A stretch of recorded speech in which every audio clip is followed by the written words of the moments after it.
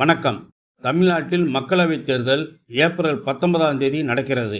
குறிப்பாக தென் மாநிலங்களுக்கான தேர்தல் முதல் 2 கட்டத்தில் முடிகிறது.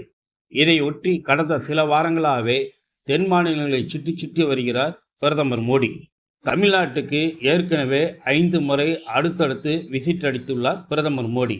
கடந்த 15ஆம் தேதி கன்னியாகுமரியில் நடந்த தேர்தல் பிரச்சார பொதுக்கூட்டத்தில் பங்கேற்றார்.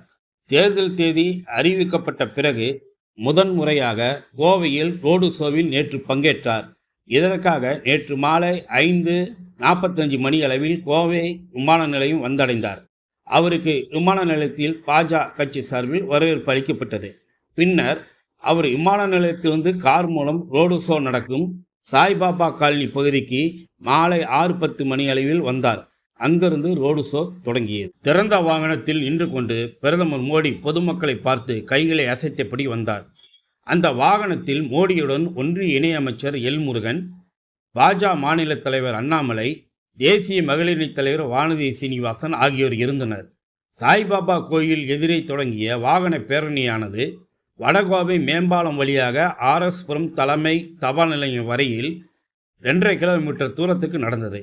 இந்த ரோடு ஷோவில் கூட்டத்தை கூட்ட வேண்டும் என்பதற்காக வட மாநில மக்கள் அதிகம் வசிக்கும் ஆர்எஸ்புரம் மேட்டுப்பாளையம் சாலையை மையமாக வைத்து ரோடு ஷோ அமைக்கப்பட்டிருந்தது. கடந்த மாதம் பல்லடத்தில் மோடி பங்கேற்ற பொதுக்கூட்டத்தில் திருப்பூரில் பணியாற்றும் வட மாநில தொழிலாளர்களுக்கு பொது ஆடைகள் வாங்கி கொடுத்து பணம் கொடுத்து அழைத்து வந்தனர். அதேபோல் இந்த முறையும் வட மாநில தொழிலாளர்கள் பேருந்துகள் மூலம் அழைத்து வரப்பட்டனர். மோடி நிகழ்ச்சிக்கு இந்தி பேசும் மக்கள் அதிகம் வருவார்கள் என்று எதிர்பார்க்கப்பட்டது.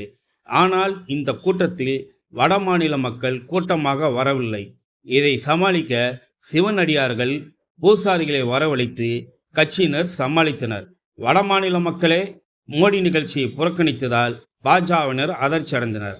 ஆனால் சொற்ப அளவில்தான் கூட்டம் இருந்தது.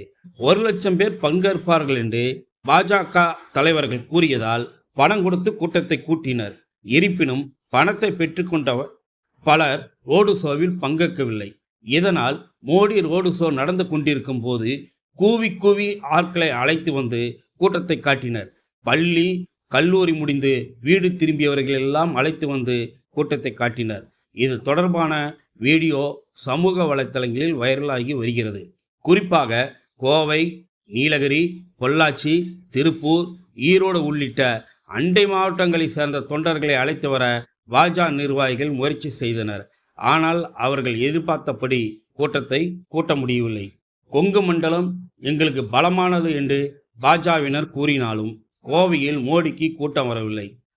குறிப்பாக அண்ணாமலை கோவையில் போட்டியிடப் போவதாக கூறும் நிலையில் கூட்டம் கூடாததால் பாஜக தலைவர்கள் அப்செட்டில் உள்ளனர். அண்ணாமலையும் அப்செட்டில் உள்ளார்.